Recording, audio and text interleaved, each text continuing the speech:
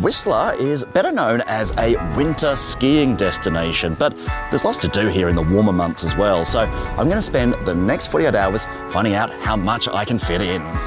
Before arriving, I was having trouble imagining what Whistler would look like without the snow, but it's incredible how green and lush everything is here. To get a sense of how large and how beautiful these mountains are, I'm going to go and get a bird's eye view. Hopefully there'll be a chance to land somewhere as well. How cool is this helicopter? Just look at those views. We've managed to land on Rainbow Mountain.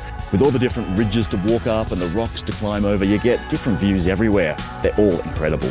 The best way to learn about any wilderness is with an expert local guide. What are your favourite spots up here on the mountains? I really love a couple of the ridges that you can get on up toward the summits. You can also get a shuttle with the helicopter with your mountain bike and shred the trails and the descents. Okay, I'm not brave enough to do any of the downhill mountain biking trails, but this gentle trail to Lost Lake just out of the village is absolutely beautiful. It doesn't get any better than this.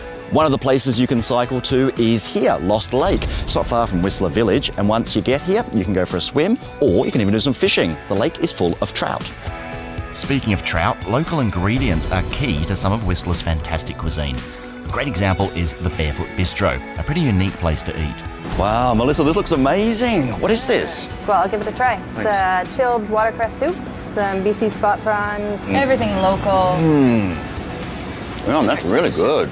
But what I really like about this place is the 20,000 bottle cellar and the minus 29 degree vodka tasting room. I've always got time for vodka.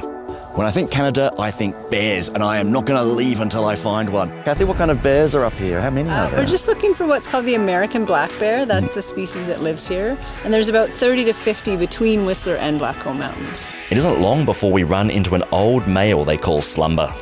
I can't believe how close you can get to them, just out in the wild too.